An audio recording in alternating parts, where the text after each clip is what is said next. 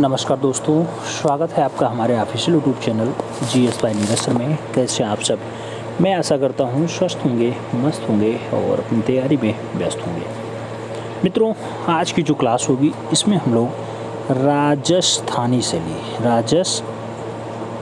शैली का super fast revision देखने वाले हैं। तो आराम से बैठिएगा, थोड़ा सा लंबा क्लास होगा लेकिन पेन पेपर उठा के बैठिएगा, कुछ ना कुछ आप नोट डाउन कर लीजिएगा मित्रों, जिससे आपकी तैयारी बेहतर हो सके, जो डाउट्स हैं वो क्लियर हो सके। मैं ऐसा मान के चल रहा हूँ कि आप लोग पेन पेपर उठा के बैठ गए हैं। आइए स्टार्ट करते हैं।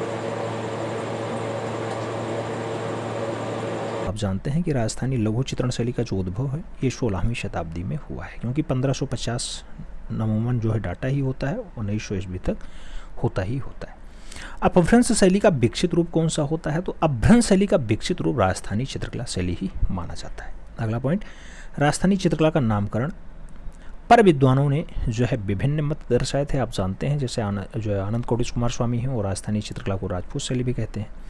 ऐसे अंशी मेहता इसे हिंदू चित्रकला कहते हैं। तो बहुत सारे लोग बहुत सारा नाम देते हैं। आगे बात करें तो राजस्थानी चित्रकला जो पहला वैज्ञानिक विभाजन होता है वो A.K. स्वामी के द्वारा ही किया जाता है। यानी आनंद कोटिश कुमार स्वामी ने अपनी एक पुस्तक लिखी जिसका नाम राजपूत पेंटिंग रखा, और ये 1916 में पुस्तक प्रकाशित होती है। इस पे इन्होंने वैज्ञानिक विभाजन दिया है। किसके बारे में? राजस्थानी चित्रकला के बारे में। आगे बात करें तो A.K. स्वामी ने राजस्थानी शैली को राजपूत शैली कहकर के भी संबोधित किया है। राजपूत शैली कहकर के भी संबोधित किया है। आगे बात करते हैं ओशी गांगुली की। तो ओशी गांगुली और ब्रेसिल ग्रे ने, और उसके साथ हैवले, E.V. हैवेल का नाम आता है, तो उन्होंने भी आनंद कोटिश कुमार स्वामी का समर्थन करते हुए इसे राजपूत चित्रकला माना। तो अर्नेस्ट वेनफील्ड हैवले, ब्रेसिल और ओशी गांगुली ने जो है इसे कौन सी शैली माना है? राजपूत चित्रकला माना है। आगे बात करते हैं, N.C. मेहता ने इसे हिंदू चित्रकला नामकरण कर दिया। अब पूछा जाएगा N.C. मेहता के अकॉर्डिंग राजस्थानी चित्रकला कौन सी शैली है, तो आप जानते हैं कि इसे हिंदू चित्रकला कह करके पुकारना अच्छा होगा N.C. मेहता के अकॉर्डिंग। अगला पॉइंट आएगा। अगला पॉइंट में कहा जा रहा है मित्रों कि कर्नल टाड ने ही सारे प्रदेश को राजस्थान या फिर राजस्थान नाम दिया, किंतु अंग्रेज अधिकारी इसे राजपूताना नाम से विभाजित करने का काम करते रहे, यानी बुलाने का काम करते रहे। तो अभिहित करने का काम किसका रहा है? अंग्रेजों का रहा है। अंग्रेजों ने इसे कौन सा नाम दिया? राजपूताना नाम दिया है। आगे बात करते हैं, राजपूत चित्रकला को आनंद कोटिश कुमार स्वामी ने कितने भागों में बांटा? तो 2 भागों में बांटा। कौन कौन से? पहला तो राजस्थानी रखा और दूसरा पहाड़ी रखा। राजस्थानी में राजपूताना और उसके साथ पहाड़ी वाले आते हैं, और दूसरा जो आपका जम्बू वाला बेल्ट है, अर्थात जम्बू, कांगड़ा, बसौली, चंबा आदि वाला जो बेल्ट होता है, ये आपके इस वाले हिस्से में आ जाता है। तो एक तो राजस्थानी, दूसरा पहाड़ी। राजस्थानी में इन्होंने राजपूताना वाला रखा, और जो पहाड़ी वाला था इसमें जम्बू, गढ़वाल, बसौली, कांगड़ा, इसके बारे में इन्होंने बात की, और चंबा के बारे में बात की। किसके अकॉर्डिंग? आनंद कोटिश कुमार स्वामी के अकॉर्डिंग। आनंद कोटिश कुमार स्वामी की वो पत्रिका खूब पूछी जाती है जो राजपूत पेंटिंग से छपती है। 1916 में उसका जो है उद्घाटन उन्होंने किया था। आगे बात करते हैं, अगला पॉइंट आएगा, राजस्थानी शैली को पहाड़ी से अलग सर्वप्रथम किसने किया? तो A.K. स्वामी के द्वारा ही किया जाता है, आनंद कोटिश कुमार स्वामी के द्वारा ही किया जाता है। अगला बात करते हैं तो अगला पॉइंट आता है मित्रों, पॉइंट टू पॉइंट ही हम लोग बात करेंगे। पॉइंट कह रहा है कि राजपूत शैली के चित्रों को क्या कहा जाता है? राजस्थानी या फिर हिंदू शैली के नाम से पुकारा जाता है, या फिर हिंदू शैली के चित्र से कहा जाता है।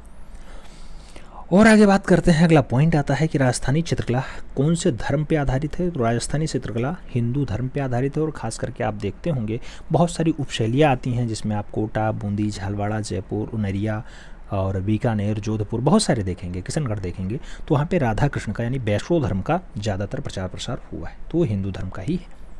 आगे बात करते हैं, अगला पॉइंट आता है मित्रों, डॉक्टर मोतीचंद। डॉक्टर मोतीचंद ने मेवाड़, किशनगढ़, बूंदी की कला को उनकी शैलीगत विशेषताओं के कारण विशेष महत्व दिया है। किसने दिया? डॉक्टर मोतीचंद ने दिया।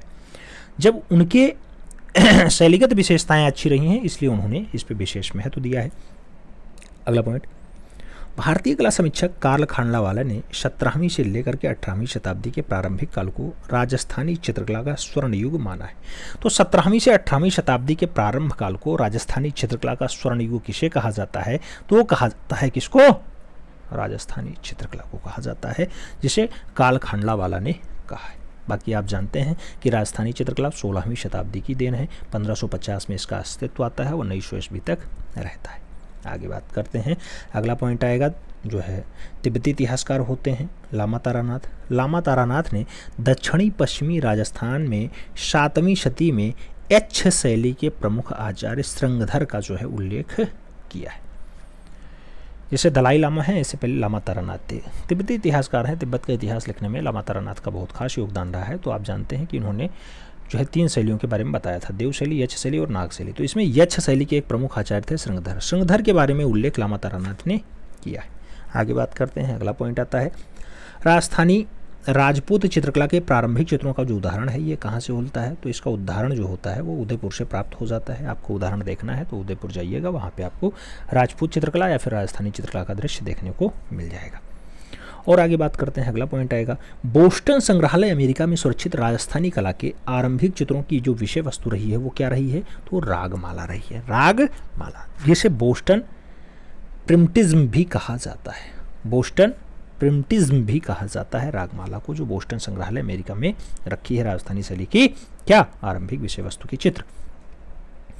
आगे बात करते हैं मित्रों, अगला पॉइंट आता है जैसे 16वीं शताब्दी में तो राजस्थानी चित्रकला आ ही जाती है, लेकिन चरमोत्कर्ष कब होता है? तो इसका चरमोत्कर्ष यानी शीर्ष पे कब पहुंचती है? तो राजस्थानी चित्रकला जो शीर्ष पे पहुंचती है वो 17वीं 18वीं सदी में पहुंचती है। ये खूब पूछा जाता है कौन से सन में या कौन से शताब्दी में राजस्थानी चित्रकला शीर्ष पे पहुंची? तो आपको याद रखना होगा कि 17वीं 18वीं शताब्दी में चित्रकला शीर्ष पे पहुंचती है, जहाँ के बढ़िया बढ़िया चित्रकार होते हैं, चाहे हरदेव हों, हीरालाल हों, उदयराम हो, तुलसीराम हो, घनीराम हो, ये सब नाथद्वारा से लिखे हैं। ऐसे बहुत सारे कलाकार आपको देखने को मिलेंगे, तो उसमें जो है शीर्ष पे ले जाने का काम इनका रहा है। आगे बात करें मित्रों, अगला पॉइंट आता है राजस्थानी शैली में राग रागनियों के चित्र जो है किससे बने हैं? तो अधिकाई आपको राग रागनी के चित्र देखने को मिल जाएंगे।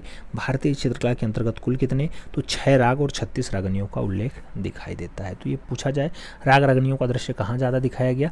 तो याद रखना राजस्थानी चित्रकला यानी राजपूत चित्रकला में दिखाया गया, जिसे हिंदू चित्रकला कहा जाता है। और कितने राग? तो 6 राग का अंकन है। और कितनी रागनियाँ? तो 36 रागनियों का अंकन आपको बताया जाता है। आगे बात करते हैं, अगला पॉइंट आता है राजस्थानी चित्रकला के पसंदीदा विषय क्या रहे हैं? तो राधा और कृष्ण रहे हैं। राधा और कृष्ण यानी कृष्ण लीला राजस्थानी चित्रकला की पसंदीदा विषयों में से एक रही है।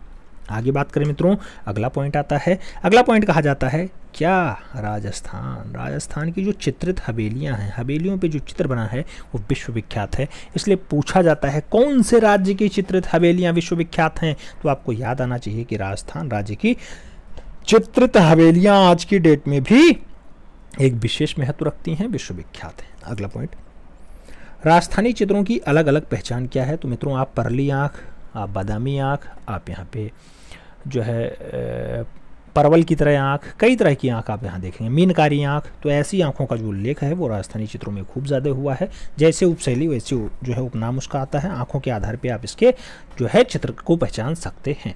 जैसे उदयपुर में आप जानते हैं महाराणा भीमसाल का जुलूस एक बढ़िया से बनाया गया था, शहाबुद्दीन ने बनाया था, तो 1802 का है। इसीलिए कहा जाता है 17वीं से 18वीं सदी में सबसे चरमोत्कर्ष पे राजस्थानी चित्रकला पहुंची थी। आगे बात करते हैं, संगीत से संबंधित चित्रों को क्या कहा जाता है? तो संगीत जिसका संबंध होता है वो रागमाला हो जाता है। संगीत से संबंधित चित्र रागमाला कहलाते हैं।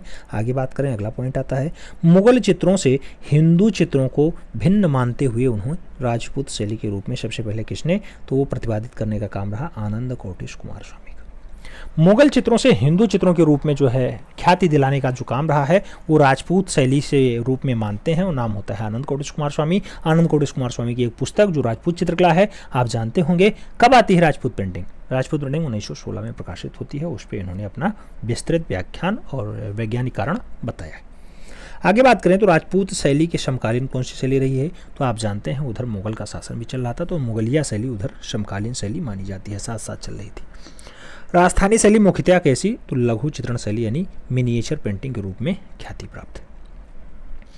और आगे बात करते हैं मित्रों, अगला पॉइंट आता है, जैसे आप देखेंगे तो अगला पॉइंट कह रहा है कि राजस्थानी शैली में रेखाओं की बारीक की प्रधानता है और जो है कम रेखाओं का प्रयोग किया गया है। तो राजस्थानी शैली में थोड़ी रेखाओं पे जो है विशेष काम किया गया है और रेखाएं थोड़ा बारीक बनाई गई। आगे बात करते हैं, अगला पॉइंट कह रहा है कि जो राजस्थानी शैली है, क्या राजस्थानी शैली, तो राजस्थानी शैली में प्रायः जो है छिन्न युक्त चित्र आपको दिखाई दे जाएंगे। छिन्न युक्त चित्र आपको देखने को मिल जाते हैं।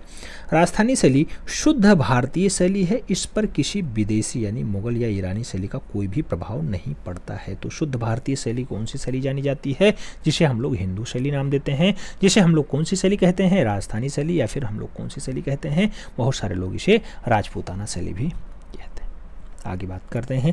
आप देखते होंगे राजस्थानी शैली में चित्र, तो चित्र आप जानते हैं कि आंख देख करके बता सकते हैं, लेकिन चेहरे कैसे रहे तो एक चश्म चेहरे की अधिकता आपको यहाँ पे दिखाई दे जाएगी। अगला पॉइंट आता है राजस्थानी लघु चित्रों की विशेषता अलंकारिकता और कल्पनातीतता के रूप में माना जाता है यानी दर्शाया जाता है। राजस्थानी चित्रकला की शैली में प्राकृतिक चित्रण अलंकारिक रूप में हुआ है। प्राकृतिक चित्रण कैसा हुआ राजस्थानी चित्रकला में, तो प्राकृतिक चित्रण अलंकारिक रूप में दर्शाने का काम किया गया है। अगला पॉइंट, राजस्थानी शैली में सूर्यास्त के समीप चटकीले दीप्तयुक्त तथा आकर्षक रंग विधान का प्रयोग किया गया है। आकर्षक रंग विधान का प्रयोग किया गया है। आगे बात करते हैं मित्रों, अगला पॉइंट आता है। अगला पॉइंट आपसे क्या कह रहा है, बहुत सारे लोग क्लास देख नहीं पाते हैं तो वो सुनते हैं लगा के, सुनने से ही याद होता है डाटा।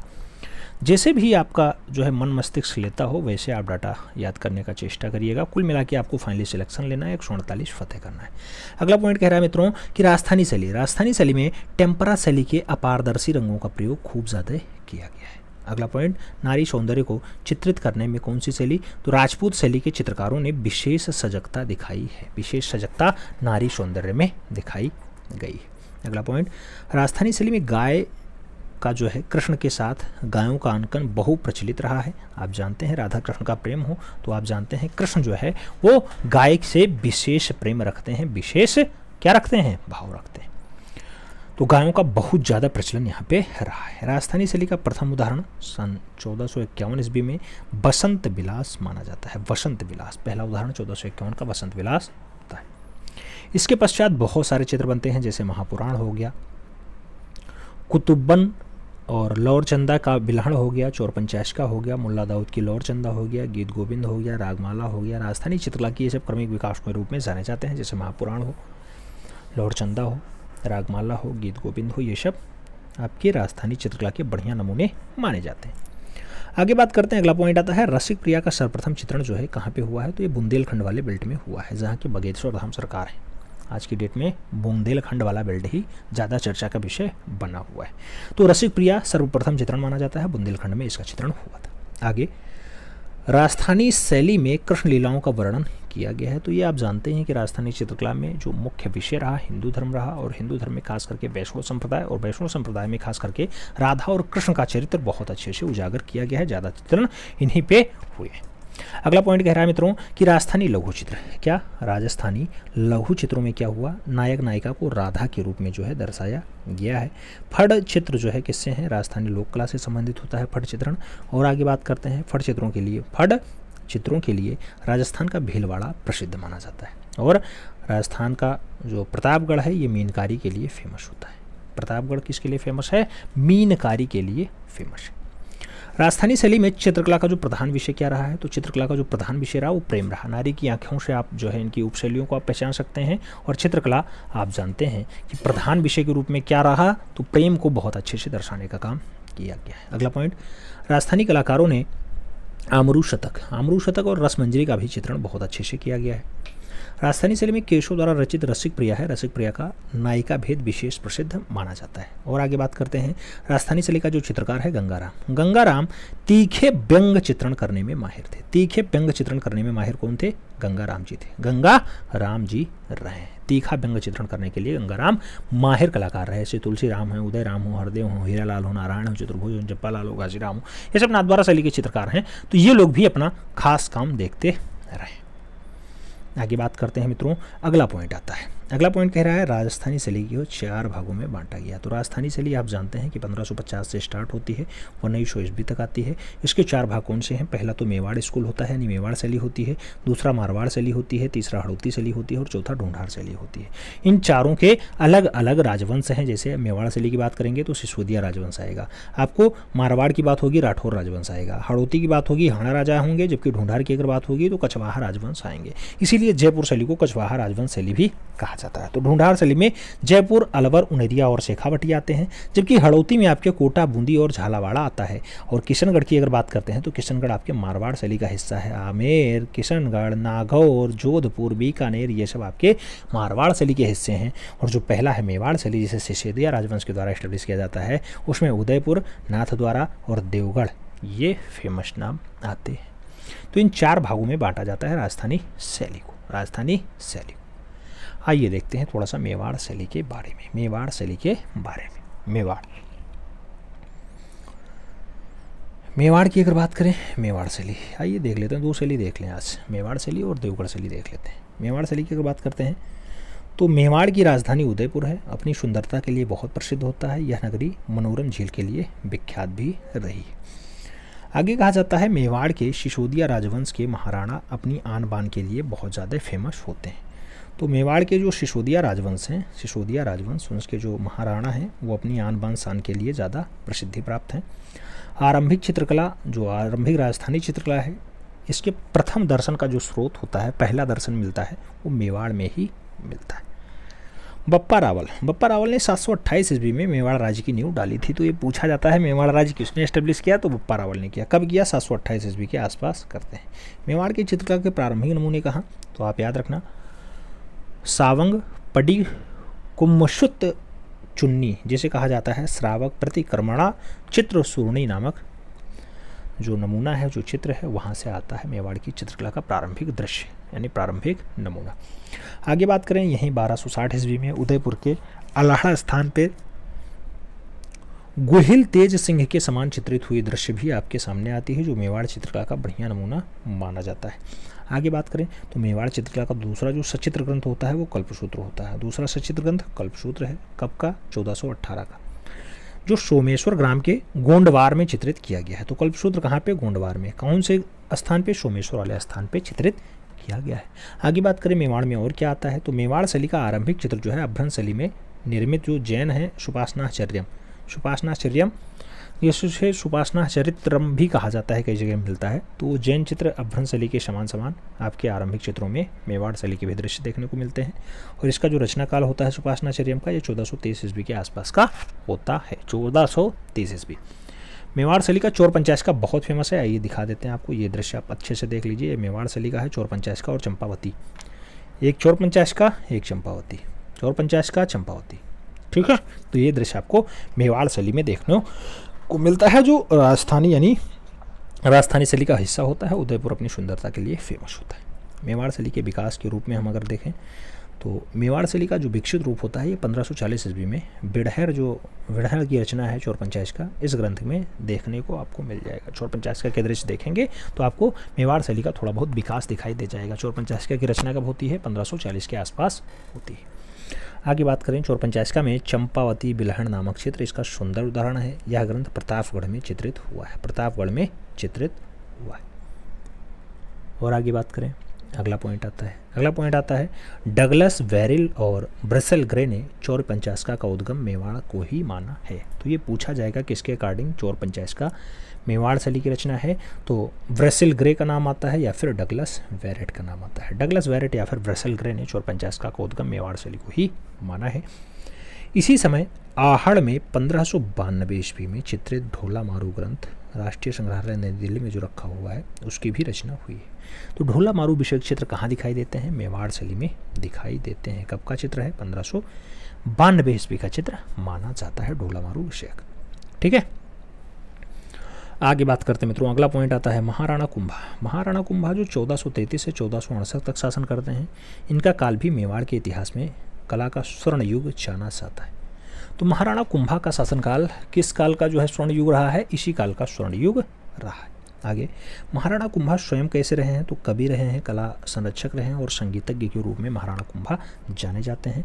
राणा कुंभा के काल में सूत्रधर मंडन के द्वारा जो है देवता मूर्ति प्रकरण, उसके साथ राजवल्लभ मंडन, उसके साथ प्रसाद मंडन, रूप मंडन आदि ग्रंथों में मूर्ति कला के साथ रंगों पर ही जानकारी दी गई है। तो ये राणा कुंभा के शासनकाल के सब अच्छे क्या है साहित्यिक स्रोत। राजवल्लभ मंडन में तो चित्रकला सामग्री भरी पड़ी हुई बताई जाती है, तो खूब ज़्यादा दिखाई देती है राजवल्लभ मंडन में।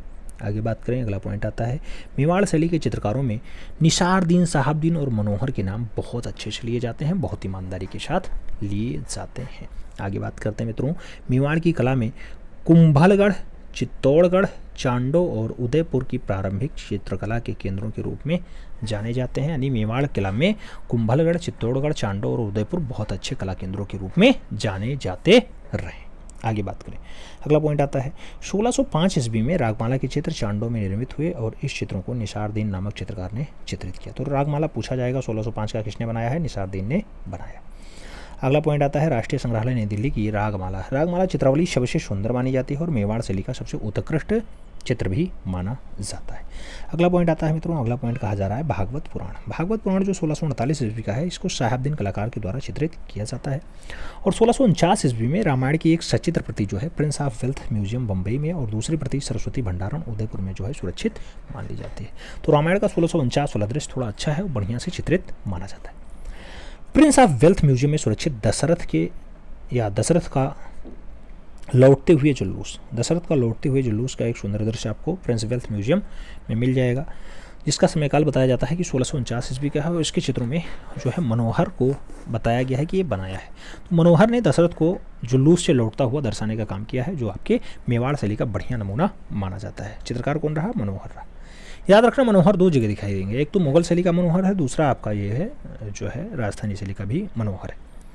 आगे बात करते हैं, अगला पॉइंट आता है मित्रों, अगला पॉइंट कह रहा है रागमाला चित्रावली के चित्रकार हुसैन अली और हातिम है। इसमें जो है 1591 ईस्वी में रागमाला को तैयार करते हैं। कौन कौन? हुसैन और उसके साथ हातिम।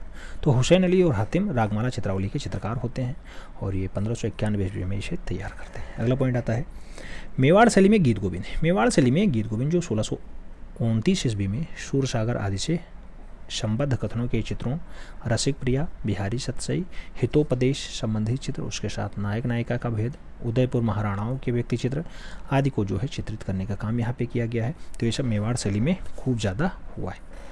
और आगे बात करते हैं तो कालखंडा वाला कुछ कह रहे हैं। कालखंडा वाला के अनुसार जो है जो साहेबदीन चित्रकार है, इसके चित्रों में बनावट और रंग बोध जो है ये मौलिकता को देखते हुए बनाया है। तो यानी कहने का मतलब ये है कि कालखंडा वाला कह रहे हैं साहेबदीन बढ़िया कलाकार है जो इस काम में माहिर रहा।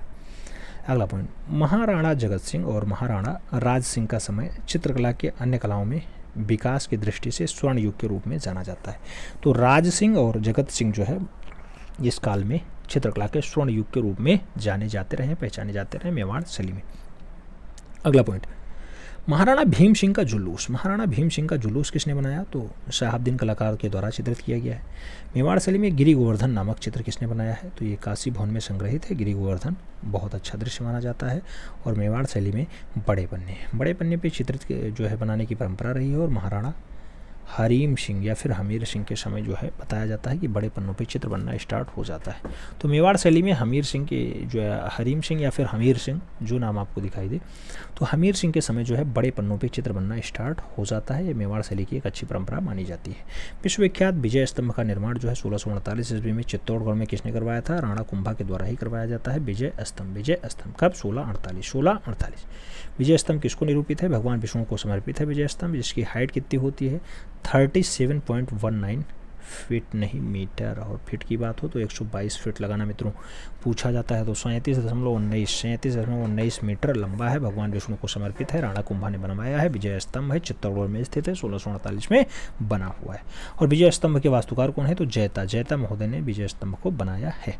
आगे बात करते हैं, अगला पॉइंट आता है मेवाड़ शैली। तो मेवाड़ शैली के लघु चित्रों में कृष्ण को प्रमुखता से दर्शाया गया है, यानी प्रमुखता के रूप में कृष्ण को उभार करके सामने लाया गया है। मेवाड़ शैली में मोटी और नाटी मानवाकृतियाँ बनाई गई हैं। तो ये पूछा जाता है, इस पॉइंट को स्टार लगाइएगा, ये पूछा जाएगा मोटी और नाटी मानवाकृतियाँ कहाँ चित्रित की गई? तो मोटी और नाटी मानवाकृतियाँ आपको मेवाड़ शैली की विशेषता के रूप में देखने को मिल जाती हैं। मेवाड़ शैली में आंखें कैसी हैं? मीनकृति मतलब मछली के समान है। तो मछली के समान आंखें आपको कहाँ देखने को मिलती हैं? राजस्थानी शैली में, मेवाड़ शैली में, जो उदयपुर के अच्छे राजवंशों में समाहित। मेवाड़ शैली में हाशिया रंग कौन से रहे हैं? तो लाल रंग के रूप में हाशिया का प्रयोग किया गया है। मेवाड़ शैली में अधिकांशतः कैसे रंग? तो चटकीले रंगों का प्रयोग खूब ज़्यादा किया गया है। मेवाड़ शैली में लाल पीले रंगों का अत्यधिक प्रयोग किया गया है, तो ये भी आपको याद रखना होगा। अगला पॉइंट आता है मेवाड़ शैली में महाराणा भीम सिंह। महाराणा भीम सिंह के समय जो है भित्ति चित्रों का निर्माण ज़्यादातर हुआ है। तो मेवाड़ शैली में किसके समय भित्ति चित्रण यानी दीवारों पर चित्रण ज़्यादा हुआ? तो भीम सिंह के समय जो है ज़्यादा चित्रण दीवारों पर हुआ है। उसके बाद एक छोटी सी शैली हम लोग देख लेते हैं जो है देवगढ़ शैली। देवगढ़ शैली के बाद हम लोग आज की क्लास वाइंड अप करेंगे। देवगढ़ शैली की अगर बात करते हैं, महाराणा जयसिंह के राज्यकाल में रावत द्वारिका दास चूड़ावत ने देवगढ़ की स्थापना की, वो भी 1680 में। तो रावत द्वारिका दास चूड़ावत ने 1680 में महाराणा जय सिंह के राज्यकाल में जो है इसकी स्थापना की। और देवगढ़ के प्रमुख चित्रकारों में बगता का नाम है और कंवल प्रथम, तो कमला प्रथम या फिर कंवल प्रथम का नाम आता है, उसके साथ बगता का नाम आता है। ये दोनों चित्रकार हैं देवगढ़ शैली के बढ़िया चित्रकार माने जाते हैं। बैजनाथ कला द्वारा रचित रावत नरसिंह या नाहर सिंह जाना, तो ये पूछा जाता है कि रावत नाहर सिंह या फिर नरसिंह सिंह। तो नाहर सिंह कहना कि नाहर सिंह जनाजा में है, ऐसा चित्र किसने बनाया है? बैजनाथ ने बनाया है। कब बनाया है? 1813 के आसपास बनाया है। और ये कहाँ पे रखा हुआ है? तो प्रिंस वेल्थ मुंबई संग्रहालय होता है, वहाँ पे सुरक्षित रखा हुआ है। कौन सा? रावत नाहर सिंह जनाना।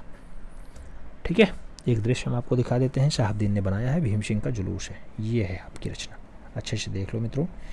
ये घोड़े के ऊपर राजा, फिर इधर खूब ज़्यादा राजा दिखाई दे रहे हैं। इधर घोड़ा, ये आपका घोड़ा दिखाई दे रहा है, ये राजा बैठे हुए हैं।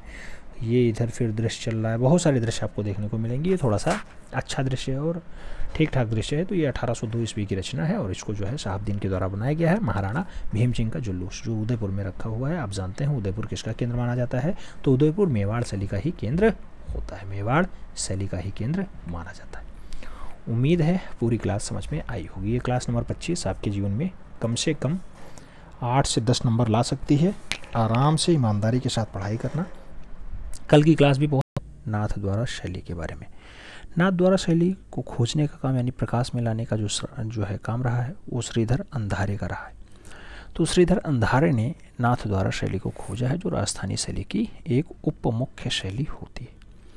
नाथ द्वारा मेवाड़ शैली के अंतर्गत आ जाती है और 10 फरवरी 1672 ईस्वी को सिहाड़ गांव में श्रीनाथ जी के स्वरूप की स्थापना महाराणा जयसिंह ने की। तो महाराणा जयसिंह ने सिहाड़ गांव में श्रीनाथ जी की मूर्ति कब स्थापित की थी? तो 10 फरवरी 1972 को स्थापित की। अगला पॉइंट, नाथ द्वारा शैली कैसा होता है? तो पिछवई चित्रण के लिए प्रसिद्ध होता है। तो पिछवई चित्रण के लिए जाना जाता है। आगे बात करते हैं, अगला पॉइंट आएगा मित्रों, श्रीनाथ जी के स्वरूप के पीछे सज्जा युक्त बड़े आकार के कपड़े के पर्दे जो चित्र बनाए जाते थे, उन्हीं को हम लोग पिछवई कहते हैं। तो आगे श्रीनाथ जी की मूर्ति होती है और जो है पीछे उसका दृश्य होता है, वही नाथ द्वारा शैली की विशेषता हो जाती है। नाथ द्वारा शैली अगर ऑप्शंस में ना हो तो आपको मेवाड़ शैली से आंसर्स लगाना होता है, क्योंकि ये मेवाड़ शैली के अंतर्गत आ जाती है। आगे बात करें, एक दृश्य देख लीजिए। कृष्ण जी हैं जो श्रीनाथ जी के रूप में हैं। ये नाथ द्वारा शैली का एक दृश्य है, आप अच्छे से देखिए। अब देखिए, ये है भगवान श्री कृष्ण लीलाधर का जो है मूर्ति, और इनके पीछे वाला ये वाला जो दृश्य दिखाई दे रहा है, यही वाला आपका पिछवई चित्रण होता है। मूर्ति आगे है, उसके पीछे जो पर्दा टाइप का लगता है वो आपका पिछवई हो जाता है, और उस पर जो चित्रकारी कर दी जाए वही को पिछवई चित्रकारी कह देते हैं या पिछवई चित्रण कह देते हैं।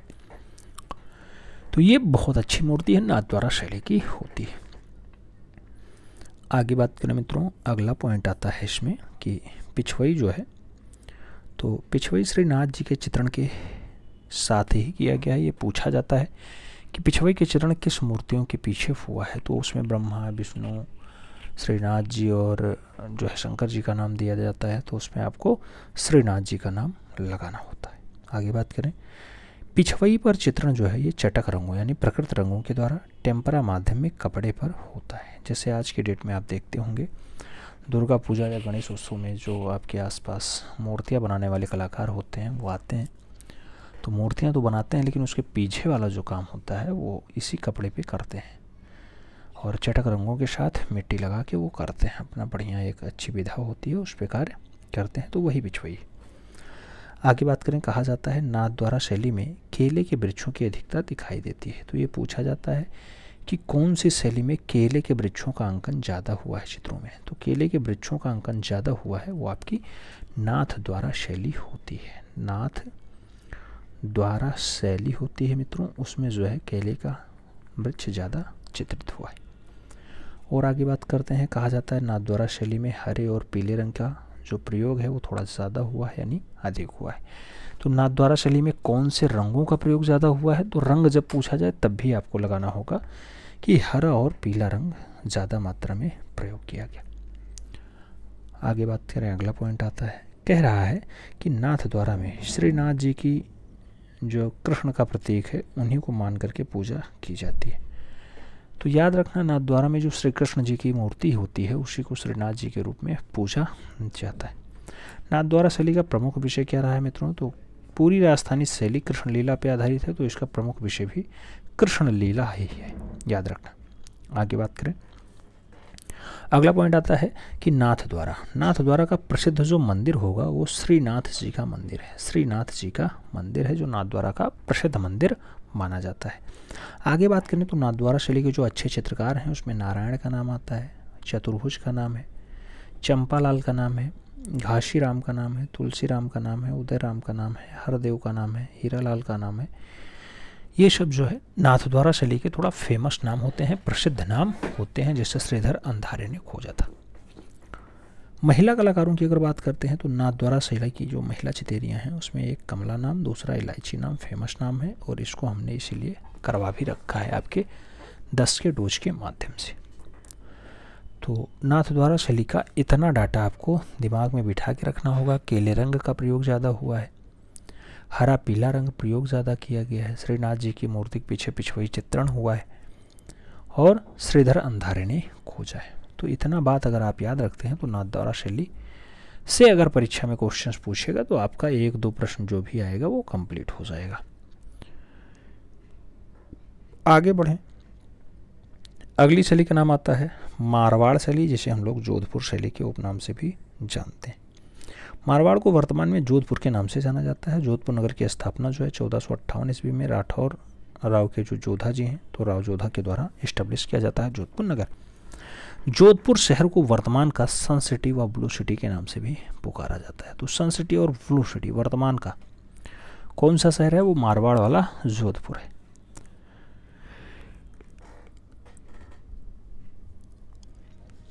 आगे बात करते हैं, अगला पॉइंट आता है 16वीं शताब्दी के भक्ति काल की प्रसिद्ध कवियत्री मीराबाई। तो मीराबाई का जन्म जो है वो मारवाड़ में ही हुआ था।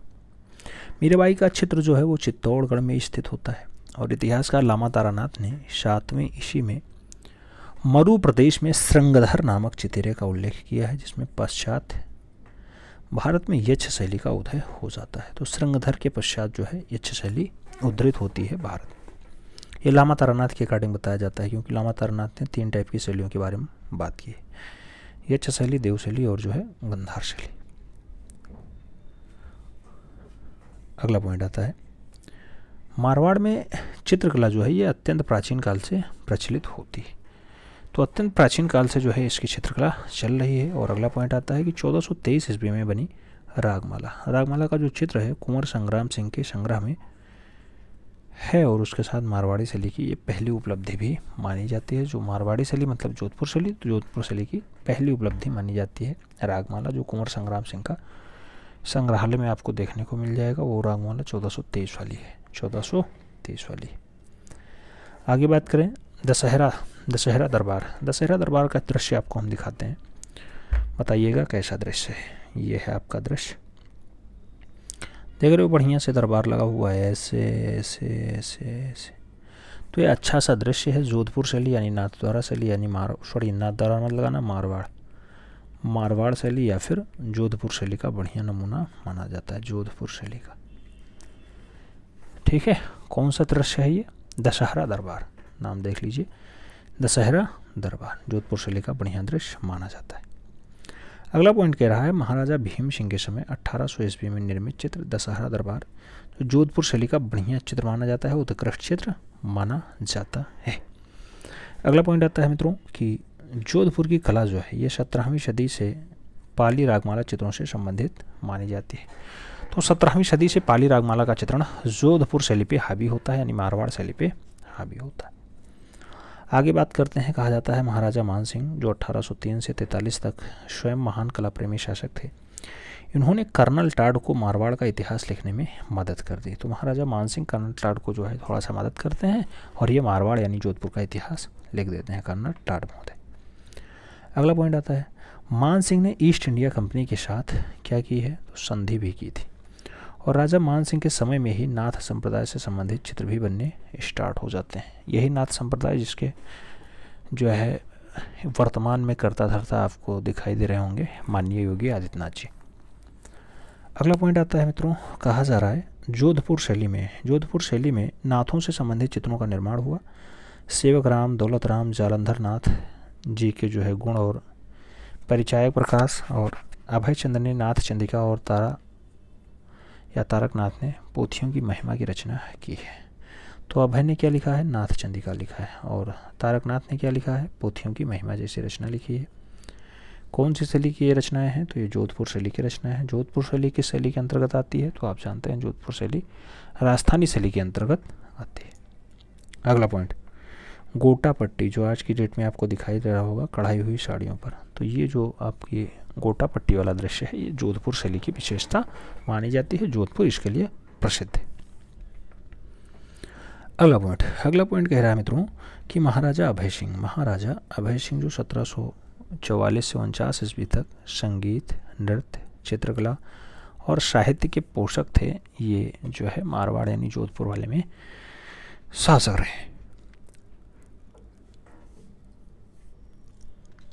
अभय सिंह ने राधा कृष्ण, ढोला मारू विषय क्षेत्र आदि का जो है निर्माण भी करवाया है और मान सिंह के समय में रसराज के 63 चित्र और नाथ संप्रदाय से संबंधित बताए जाते हैं। तो रसराज के कितने चित्र, 63 चित्र किसके समय बने हैं, मान सिंह के समय बने हैं। मान सिंह कहाँ के शासक, तो याद रखना कि ये मारवाड़ वाले शासक होते हैं।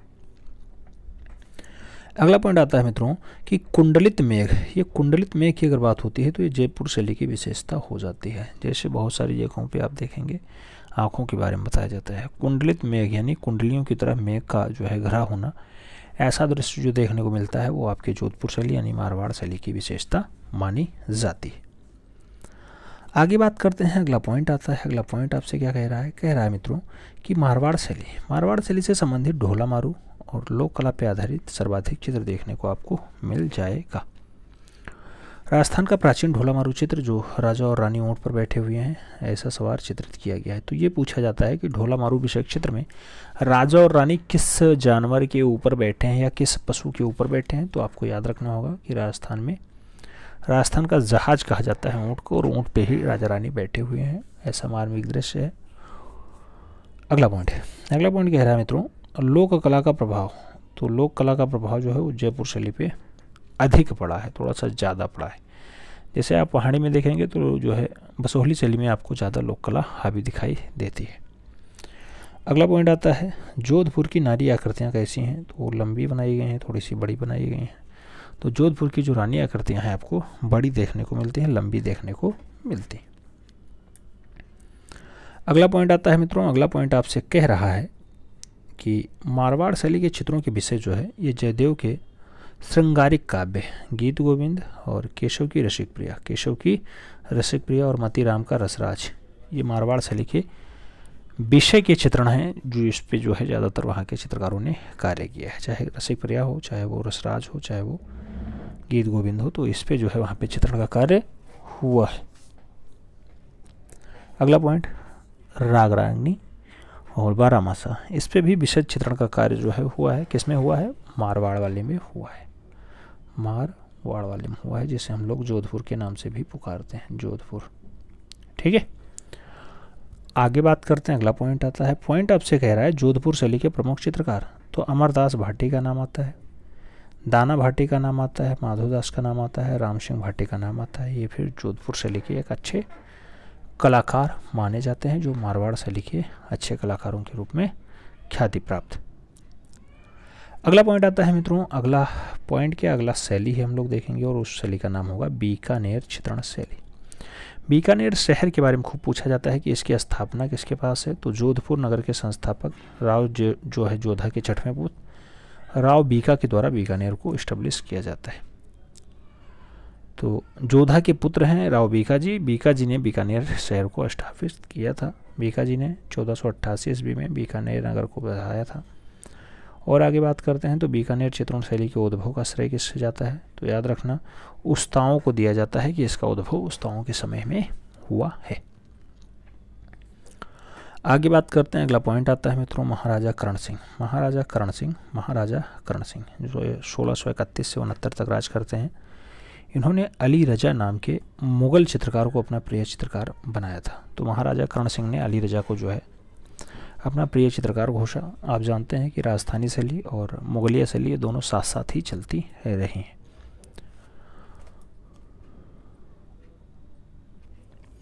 अगला पॉइंट बहुत इंपॉर्टेंट है मित्रों, कह रहा है राजा करण सिंह ने कौन सी मंदिर, लक्ष्मी नारायण के मंदिर की स्थापना की और इस मंदिर को कलात्मक रूप देने के लिए जो है अली रजा को चुना गया।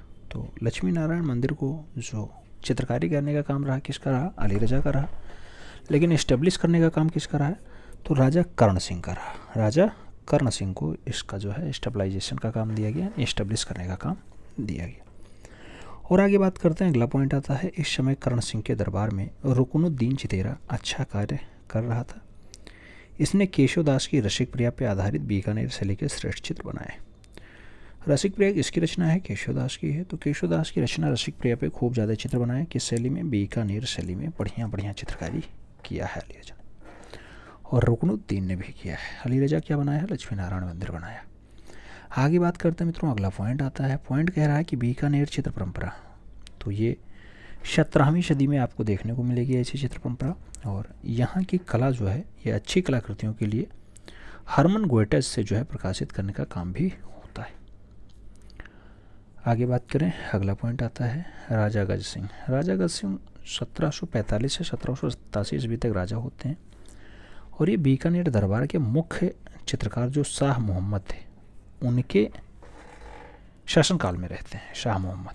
ठीक है, बीकानेर शैली आप जानते हैं जिसको राव बीका ने 1488 में इस्टेब्लिश किया था, वो नगर होता है बीकानेर। और इस पे शाह मोहम्मद बहुत अच्छे चित्रकार होते हैं। आगे बात करते हैं, राजा गज सिंह के समय बने चित्र स्त्री बच्चे से खेलते हुए, ये बीकानेर शैली का बढ़िया रचना माना जाता है। तो स्त्री बच्चा से खेल रहा है या स्त्री बच्चे से खेलता हुआ दृश्य कहाँ पे दर्शाया गया, तो ये बीकानेर शैली का बढ़िया दृश्य माना जाता है। तो बीकानेर शैली का ये एक अच्छा दृश्य जो स्त्री बच्चों से खेलता हुआ दृश्य है, पूछा जाता है। आपको दृश्य दिखाते हैं स्त्री बच्चा से खेलता हुआ, ये देखो, ये स्त्रियां हैं, ये स्त्री, ये छोटा सा बच्चा है, ये स्त्री के हाथ में। तो इसको खेलता हुआ दृश्य जो दर्शाया गया है ये बीकानेर शैली के बढ़िया और अच्छी विशेषता मानी जाती है, अच्छा चित्र माना जाता है। आगे बात करते हैं मित्रों, अगला पॉइंट आता है बीकानेर शैली। बीकानेर शैली की जो विशेषता है ये ऊँट की खाल पर चित्रांकन किया गया है। ऊँट की खाल पर चित्रांकन कहाँ पे हुआ है, तो बीकानेर शैली में हुआ है। आगे बात करें, अगला पॉइंट आता है बीकानेर शैली में वर्षा विहार चित्र के चित्रकार लूफे रहे हैं। तो ये पूछा जाएगा आपसे कि लूफे ने कौन सा ऐसा दृश्य बनाया जो बीकानेर शैली का बढ़िया चित्र माना जाता है, तो उस चित्र का नाम होगा वर्षा विहार। आगे बात करें बीकानेर शैली के अच्छे चित्रकार कौन कौन से हैं, तो जैसे अली रजा का नाम आएगा, हसन रजा का नाम आएगा, रुकनुद्दीन का नाम आएगा, नूरुद्दीन का नाम आएगा, मुराद हैं, लूफे हैं, शाह मोहम्मद हैं। ये सब जो चित्रकार हैं यानी कलाकार हैं ये बीकानेर शैली के अच्छे कलाकार माने जाते हैं। बीकानेर शैली आपने देखा कि रुकनुद्दीन, नूरुद्दीन, मुराद, लूफे, अली रजा, हसन रजा, तो कहने का मतलब यह है कि ज़्यादातर जो चित्रकार थे वो मुस्लिम थे यानी मुसलमान थे।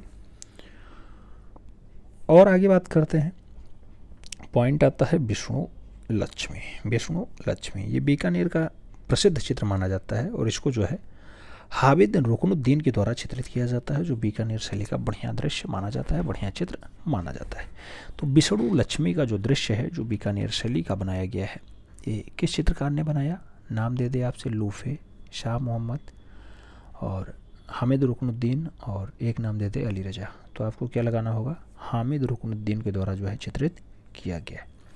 थोड़ा सा बारीकता के साथ समझते हुए चलिएगा, पकड़ते हुए चलिएगा, तभी आपका जो है अच्छा हो पाएगा, बढ़िया हो पाएगा। आप जानते हैं क्वेश्चंस बहुत जटिल पूछे जाते हैं, घुमा के पूछे जाते हैं। अगली जो शैली आई है बहुत इंपॉर्टेंट है, हर एक परीक्षा के लिए इम्पोर्टेंट है, चाहे आप PCS IAS या फिर कोई अन्य परीक्षा दे रहे हो। किशनगढ़ शैली का क्वेश्चंस आपको हर हाल में आर्ट एंड कल्चर से देखने को मिल ही जाता है।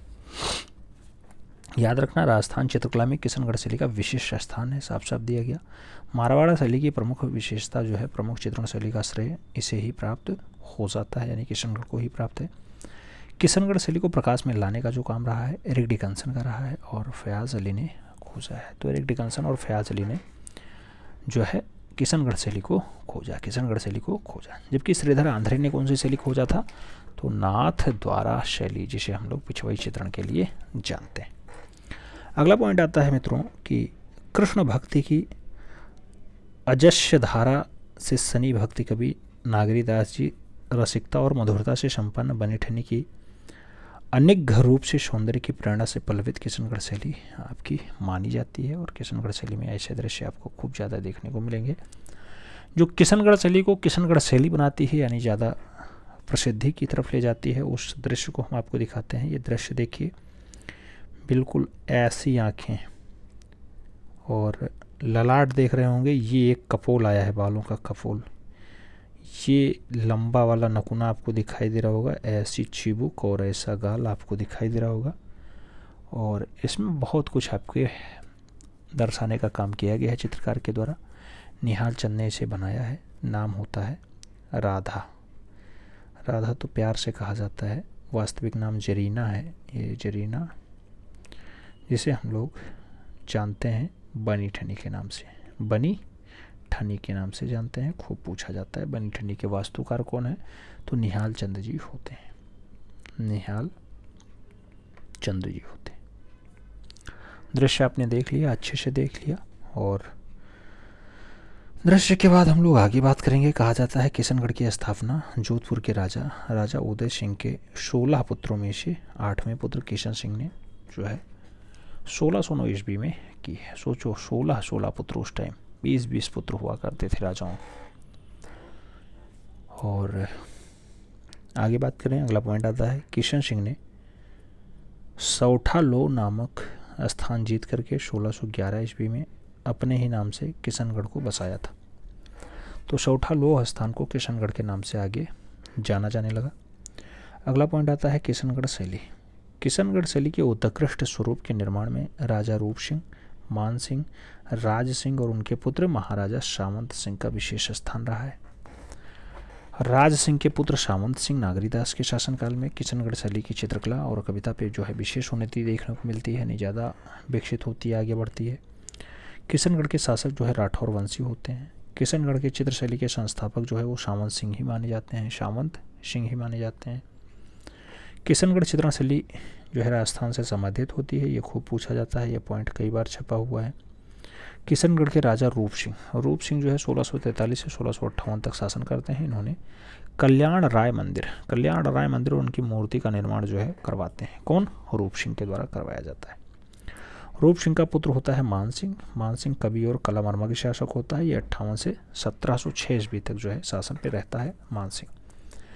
राज सिंह ने 33 ग्रंथों की रचना, ये खूब पूछा जाता है, ये पॉइंट कई बार छपा है। राज सिंह ने कितने ग्रंथ लिखे? तो 33 ग्रंथों की रचना राज सिंह ने की है।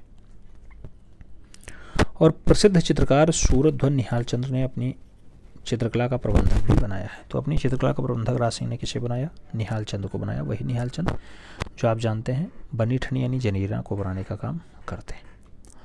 आगे बात करें, अगला पॉइंट आता है मित्रों साहसमल का चित्र सिकरे के साथ सिकरेबाज चित्र जो है ये आपकी किशनगढ़ शैली का बढ़िया नमूना माना जाता है। किशनगढ़ के कवि कलाकार कलामर्मा के शासक सामंत सिंह थे। और सामंत सिंह की अगर बात करते हैं, इनका जन्म जो है 1699 ईस्वी में होता है। सामंत सिंह के गुरु क्या हैं? तो रणछोड़ जी होते हैं। रणछोड़ जी जो है सामंत सिंह के गुरु होते हैं।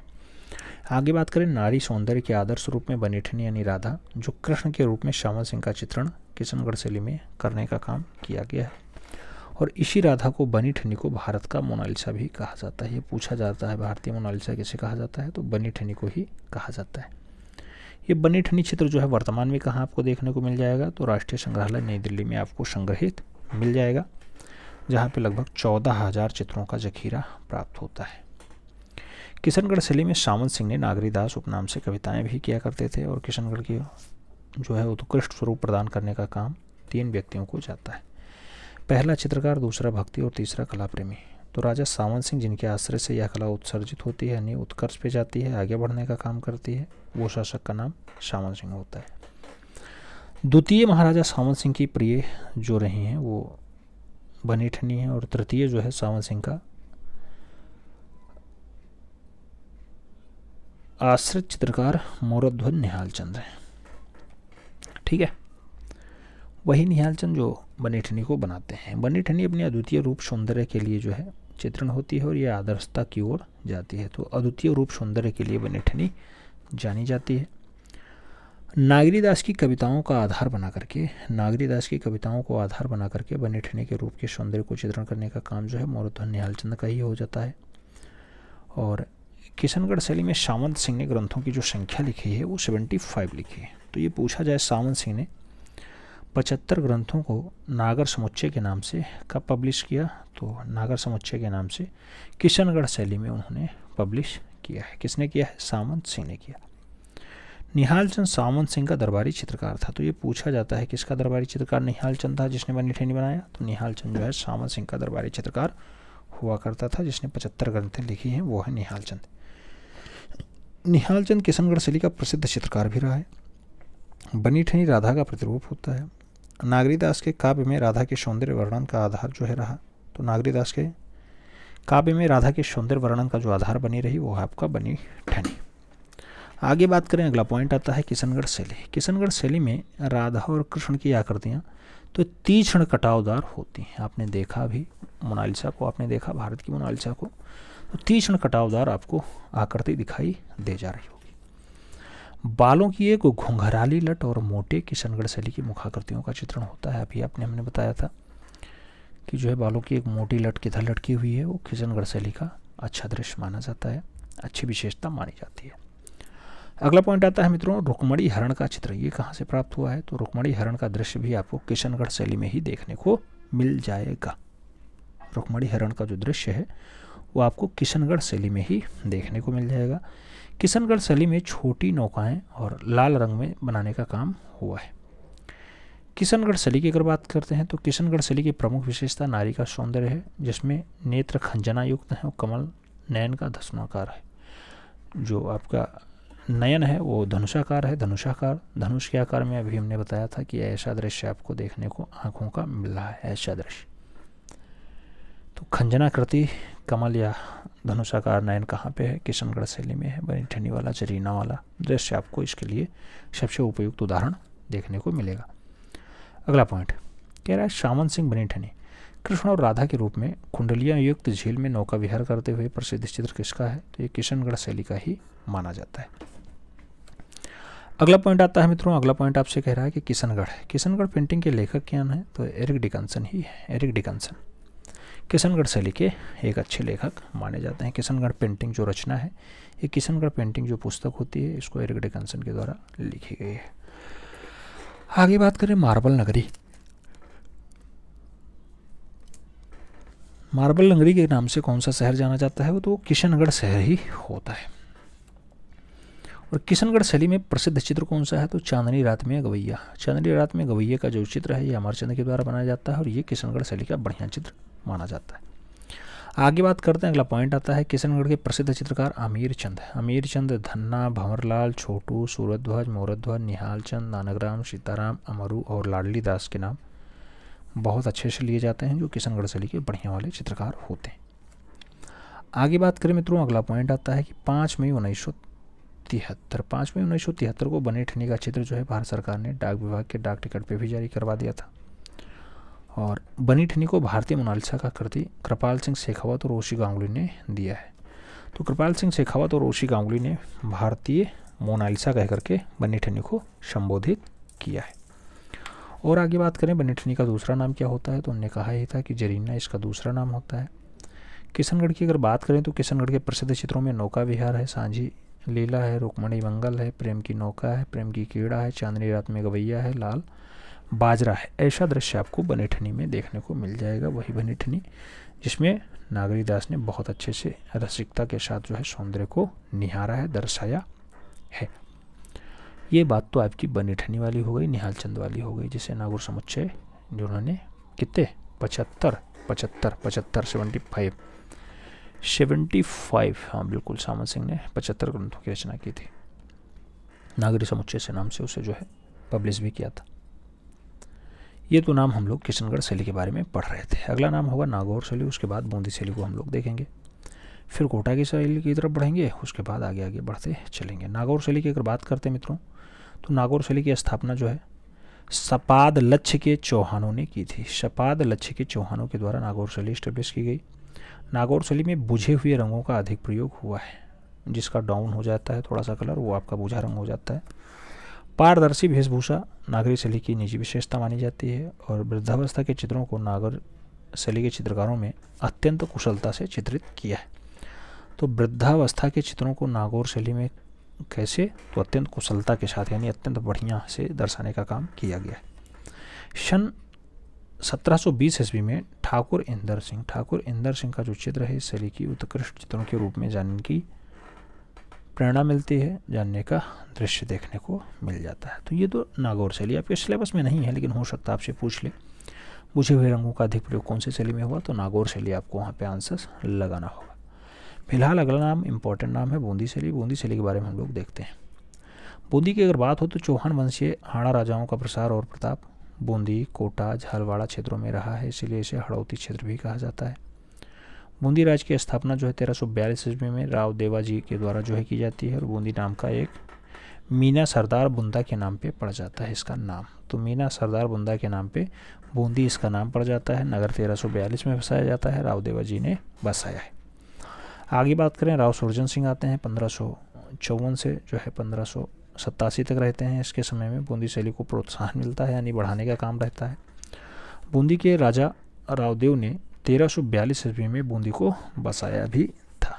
बूंदी को बसाने का काम किसका रहा है, रावदेव जी का 1342 के आसपास रहा है।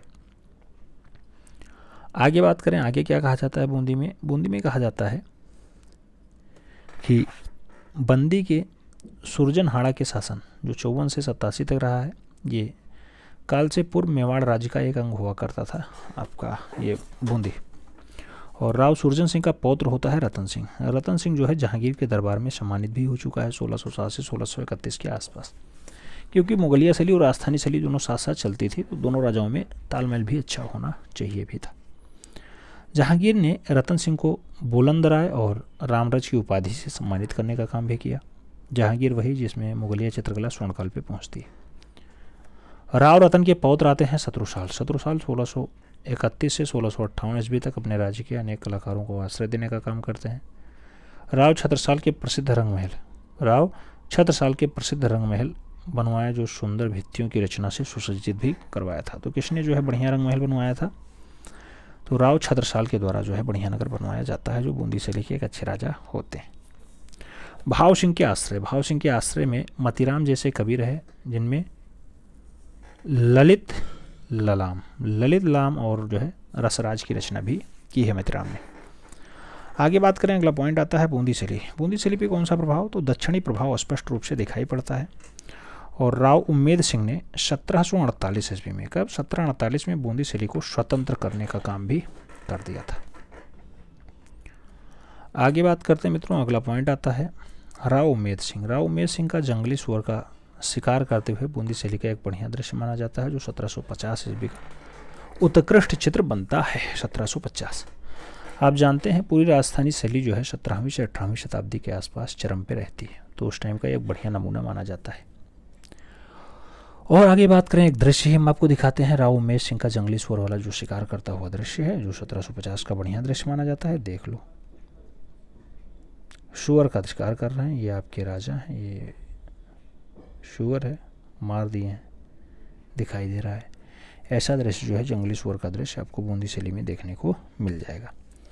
आगे बात करते हैं मित्रों, अगला पॉइंट आता है, कह रहा है बूंदी शैली में स्नान के दृश्य। स्नान के दृश्य जो है थोड़ा फेमस दृश्य होते हैं, उनका चित्रण हुआ है। रागमाला चित्रों के श्रृंखला के रूप में बूंदी के आरंभिक चित्र जो है चुनार में बने बताए जाते हैं। और बूंदी चित्र शैली की जो रंग योजना होती है कैसी रही है, तो ये चटकोली रंग योजना के रूप में देखी जाती है। और आगे बात करते हैं बूंदी शैली के बारे में, तो बूंदी शैली के चित्रों का जो विकास है वो रागनी चित्रों से हुआ है। इन चित्रों के आरंभिक उदाहरण रागमाला चित्रावली से मिलते जुलते हैं, यानी वहाँ से भाग लेते दिखाई दे रहे हैं। पहला आरंभिक उदाहरण आपको राग दीपक का चित्र है, जो भारत की जो है BHU वाले संग्रहालय में भारत कला भवन में सुरक्षित दिखाई देता है। आगे बात करते हैं, अगला पॉइंट आता है दूसरा जो है आपका रागनी भैरव का चित्र है, जो नगर का म्यूजियम इलाहाबाद में मिल जाएगा। और सन 1660 ईस्वी से लेकर के 1850 ईस्वी तक के बने चित्रों के संग्रहों की अगर बात करें तो रसिक प्रिया का 7 चित्र यहाँ पे आपको देखने को मिल जाएगा।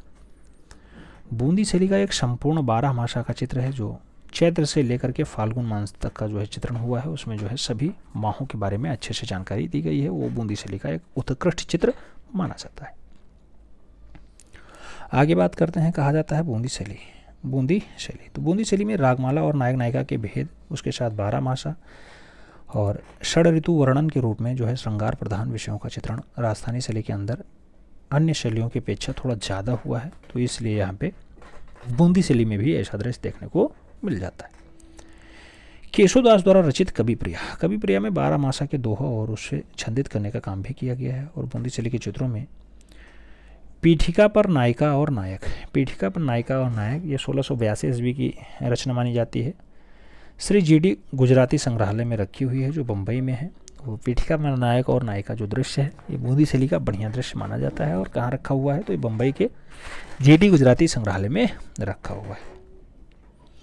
आगे बात करते हैं, अगला पॉइंट आता है मित्रों। अगला पॉइंट आ रहा है, कहा जा रहा है कि प्रेमी और प्रेमिका द्विज का चांद देखते हुए ऐसे चित्रकार तो मोहन होते हैं, ऐसा दृश्य मोहन बनाया है।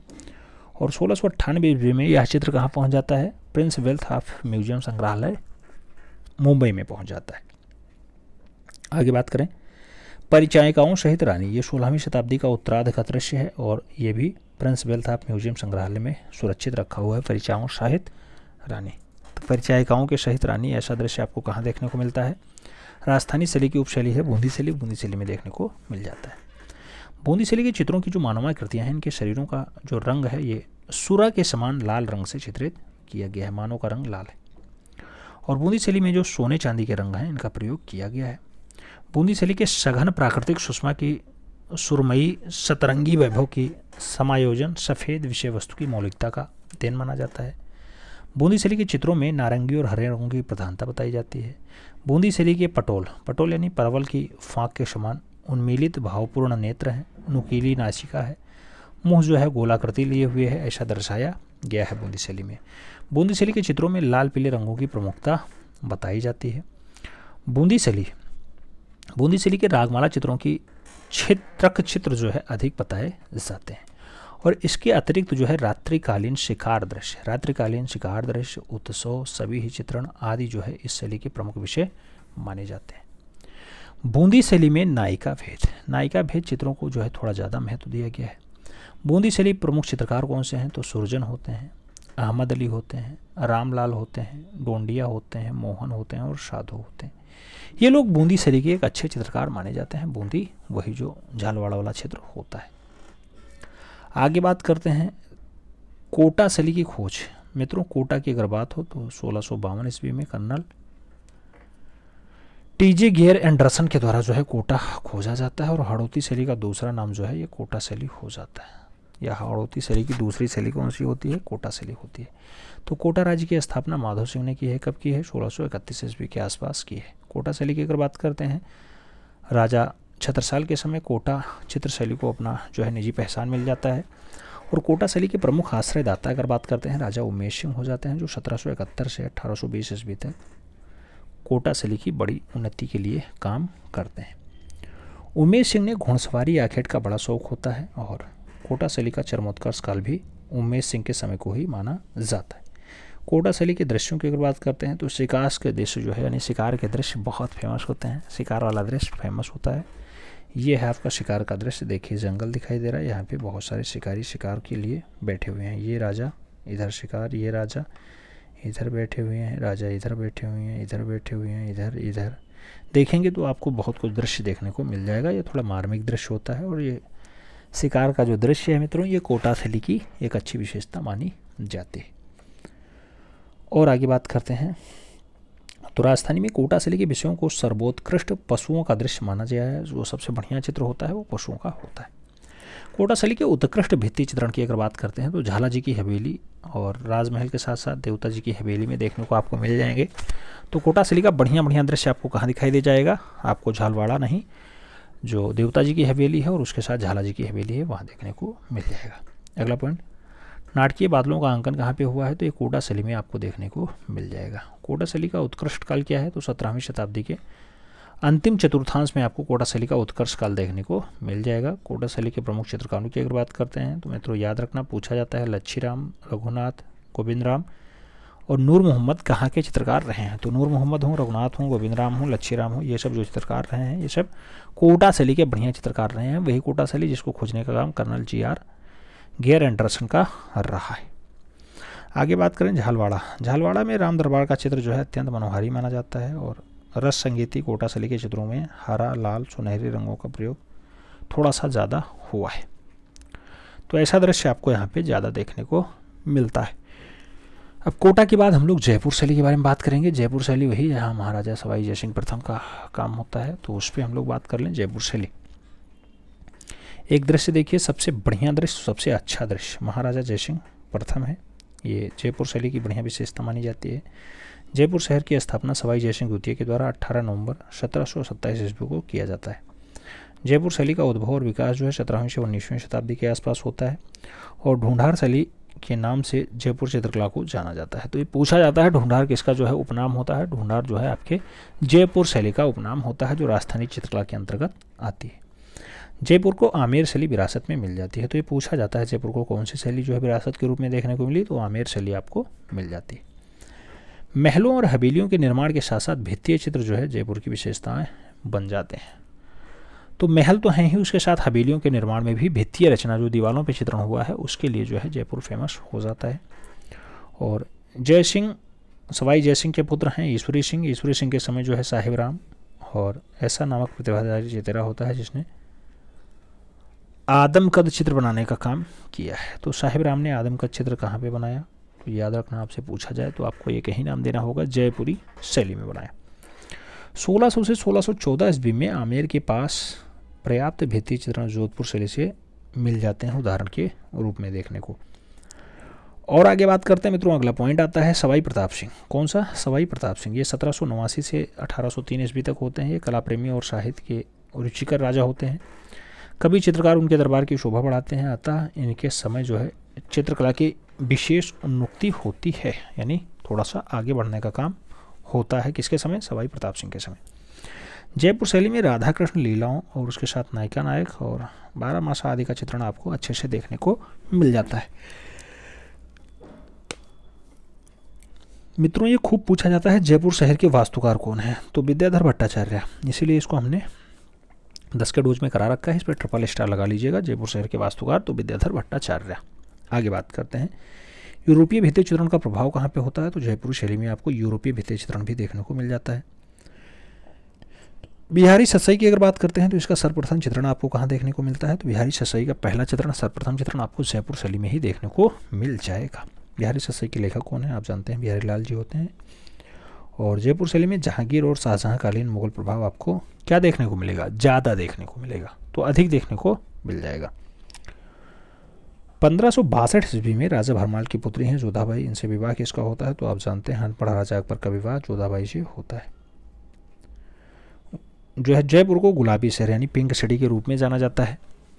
और महाराजा सवाई मानसिंह द्वितीय संग्रहालय में सुरक्षित रज़्मनामा ये 1588 की रचना है। इसका प्रति अकबर के लिए जयपुर सूरत खाने में भी तैयार किया गया है। इसे जो है 169 बड़े आकारों के चित्रण के रूप में जाना जाता है रज़्मनामा को। ये महाराजा सवाई सिंह मान द्वितीय संग्रहालय में आज के डेट में रखा हुआ है। ब्लू पॉटरी के लिए कौन सा शहर फेमस है? तो ब्लू पॉटरी के लिए आपको जयपुर ही जाना पड़ेगा। जयपुर ही फेमस शहर माना जाता है। जयपुर शहर जिसको किसने बसाया? आप जानते हैं विद्याधर भट्टाचार्य ने बनाया है। आगे बात करें जयपुर की वेधशाला खूब पूछा जाता है, तो जंतर मंतर का निर्माण किसने करवाया, तो जय सिंह के द्वारा करवाया जाता है। महाराजा जय सिंह द्वितीय ने देश भर में कुल कितनी वेधशालाएँ, तो 5 वेधशालाएँ। पहला वेधशाला का नाम जयपुर होता है, दूसरे का दिल्ली, तीसरे का उज्जैन, चौथे का बनारस और 5वां आपका मथुरा में स्थित है। 5 वेधशालाएँ आपको देखने को मिल जाएंगी जय सिंह द्वितीय वाले की शासनकाल की। आगे बात करते हैं यूनेस्को ने जयपुर स्थित जंतर मंतर को विश्व धरोहर स्थल की सूची में कब शामिल किया, तो 2010 के आसपास जो है ऐसा आपको देखने को मिलता है। अगला पॉइंट आता है मित्रों, अगला पॉइंट आपसे पूछा जा रहा है Italian fresco painting. Italian fresco painting की जो तकनीकी है ये जयपुर फ्रेस्को के नाम से भी पुकारी जाती है, जानी जाती है। राजस्थानी यानी जयपुर शैली के भित्ति चित्रण की अगर बात करते हैं तो ये गीली सतह पे बनाए जाते हैं, जबकि महाराजा जय सिंह प्रथम ने चंद्र महल, जगनिवास महल, तालकटोरा और सिसोदिया रानी के महल जैसे भव्य इमारतें बनवाने का काम सवाई जय सिंह प्रथम का रहा है। तो ये पूछा जाएगा चंद महल किसने बनवाया, या फिर ये पूछा जाता है रानी जगनिवास महल कहाँ बनवाया गया और किस शैली की विशेषता है। तो आपको याद रखना होगा कि ये सब जयपुर शैली में बने अच्छे इमारत माने जाते हैं। आगे बात करते हैं, अगला पॉइंट आता है मित्रों कि सवाई जय सिंह प्रथम ने क्या किया, 36 कारखानों की स्थापना भी की, जिसमें सूरत खाना का भी एक कारखाना होता है। यहाँ चित्रकारों के चित्रों का निर्माण भी किया जाता है। तो 36 कारखानों में काम किसने किया है, 36 कारखानों का निर्माण किसके द्वारा करवाया जाता है, तो सवाई जय सिंह प्रथम के द्वारा करवाया जाता है। जयपुर शैली के चित्रकारों का प्रमुख विषय क्या रहा है, तो मित्रों रसिक प्रिया इसका प्रमुख विषय रहा। उसके साथ कवि प्रिया है, गीत गोविंद है, बारामासा है, नवरस है और उसके साथ रागमाला भी आपको जयपुर शैली के अच्छे चित्रकारों की विशेषता के रूप में देखने को मिल जाती है। आगे बात करते हैं, अगला पॉइंट आता है मित्रों जयपुर फ्रेस्को में निहित रूप में आफिक पत्थर से घोटाई करके क्या किया जाता है, तो आफिक पत्थर से आप घोटाई कर दो, चमक अपने आप आ जाएगी, यानी पॉलिश अपने आप आ जाएगा। जयपुर शैली के बढ़िया वाले चित्रकार कौन है, तो मोहम्मद शाह और साहिब राम होते हैं। मोहम्मद शाह और साहिब राम किस शैली के बढ़िया चित्रकार हैं, तो ये जयपुर शैली के बढ़िया चित्रे माने जाते हैं। सवाई ईश्वरी सिंह 1773 से 1750 ईस्वी तक इनका कार्यकाल होता है।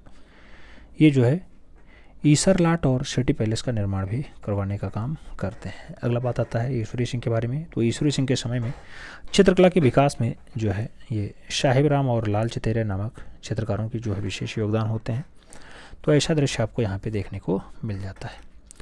अगला पॉइंट आता है मित्रों, अगला पॉइंट आपसे पूछा गया है क्या, महाराजा सवाई माधो सिंह प्रथम जो 1750 से 61 के आसपास होते हैं, इनके समय का कलाकारों ने चित्रण के स्थान पर रंगों को ना भर करके मोती, लाख, लकड़ी, मड़ियाँ आदि को चिपका करके रीतकालीन मणि कुट्टियम पूछा जाता है। मणि कुट्टियम को बढ़ावा कहाँ पे दिया गया, तो मणि कुट्टियम को आपको बढ़ावा अगर देना है तो आप राजस्थान जाइए, राजस्थान की जयपुर शैली को आप पढ़िए। तो राजस्थान की जयपुर शैली में मणि कुट्टियम को बढ़ावा दिया गया है, जहाँ पे चिपका करके, मेड़ा लगा करके या लकड़ी लगा करके या फिर मोती भर करके काम किया गया। आगे बात करेंगे, अगला पॉइंट आएगा मित्रों सवाई प्रताप सिंह। तो ये वज्रनिधि उपनाम से जो है कविता किया करते थे सवाई प्रताप सिंह जी। ये किस शैली के बढ़िया चितेरे होते हैं, बढ़िया कलाकार होते हैं, तो आपको याद रखना होगा या फिर जोधपुर शैली नहीं जयपुर शैली के बढ़िया कलाकार होते हैं। अगला पॉइंट आपसे क्या कह रहा है, पूछा जा रहा है मित्रों कि जयपुर में हवा महल। तो अगर हवा महल की आप बात करें तो सवाई प्रताप सिंह का नाम याद रखना। 1799 का सन भी आपको याद रखना होगा, इन्होंने करवाया था। किसने करवाया, सवाई प्रताप सिंह ने। कब करवाया, 1788 नहीं 1799 में करवाया। और आगे बात करते हैं, सवाई प्रताप सिंह के समय में 50 से अधिक कलाकार सूरत खाने में चित्र बनाने के लिए नियुक्त होते हैं। अच्छी बात है, अगर चित्रकारों की संख्या और बढ़ जाती तो और अच्छी बात होती। तो सवाई प्रताप सिंह के समय लगभग 50 से ज़्यादा चित्रकार हुआ करते थे।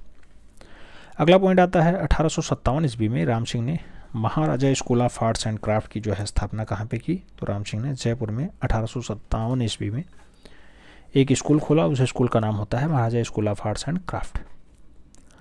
आगे बात करेंगे मित्रों जयपुर शैली के बारे में, तो आपसे पूछा जा रहा है जयपुर शैली के लिए कि जयपुर शैली में व्यक्ति चित्रों में या व्यक्ति चित्रों का अपना एक विशेष स्थान होता है, और यहाँ के कलाकारों में क्या होता है, तो महाराजाओं के आदमकद चित्र बनाने का जो काम होता है, जो जिम्मा होता है, वो यहाँ के चित्रकारों का होता है। अगले पॉइंट की अगर बात करते हैं, जयपुर के बारे में कहा जा रहा है कि जयपुर के कलाकारों ने शिकार के चित्रों और पशुओं के लड़ाइयों के चित्रों में पशुओं के बड़े स्वाभाविक और सरल ढंग से अंकित करने का काम भी किया है। और जयपुर में नारी आकृतियों को मध्यम काठी का बनाया गया है, जबकि इसमें अंडाकार चेहरा है, ऊंचा ललाट है और बड़ी बड़ी मीन आकृति युक्त आपको आंखें देखने को मिल जाएंगी। मीन आकृति युक्त मतलब मछली की समान आपको आंखें यहाँ पे देखने को मिल जाएंगी। ये जयपुर शैली की विशेषता होती है। आप राजस्थानी शैली में जयपुर शैली पढ़ रहे थे। जयपुर शैली के बाद हम लोग अलवर शैली के बारे में थोड़ा सा दृश्य देख लें, उसके बाद अपनी क्लास वाइंड अप करते हैं। अलवर राज्य की अगर बात करते हैं मित्रों, स्थापना किसने की? राव राजा प्रताप सिंह के द्वारा 1775 में अलवर राज्य को एस्टेब्लिश किया जाता है। राव राजा प्रताप सिंह जी ने जो है कला के प्रति क्या रखी? रुचि रखी थी। उनके राज्यकाल में क्या हुआ? शिव कुमार और जो है डालूराम नामक दो चित्रकार आते हैं जो जयपुर से अलवर आ जाते हैं। चित्रकार डालूराम कैसा रहा? तो वो भित्तीय रचना के लिए दक्ष था, यानी दीवारों की चित्रकारी के लिए बहुत अच्छा कलाकार रहा है। आगे बात करते हैं तो अगला पॉइंट आता है कि राजगढ़ के किले में क्या है? शीश महल है। शीश महल में अंकित सुंदर कलात्मक भित्ति चित्र जो है ये डालूराम के समय के ही बताए जाते हैं कि उनके समय में बने। अंगड़ाई लेती, कांटा निकालती हुई, श्रृंगार करती हुई नायिका और दासियों का चित्रण जो है भावपूर्ण और मनोहारी दर्शन कहाँ पे हुआ है? तो इस सब के सब आपको अलवर शैली की विशेषता के रूप में देखने को मिलेंगे। ये सब अलवर शैली के चित्र होते हैं। अगला पॉइंट कह रहा है राव राजा बख्तावर सिंह। राव राजा बख्तावर सिंह 1790 से 1814 ईस्वी का कार्यकाल होता है। अत्यधिक वीर और कला प्रेमी, उसके साथ धार्मिक प्रवृत्ति के और एक अच्छे कवि के रूप में जो है ख्याति प्राप्त है राजा राव बख्तावर सिंह।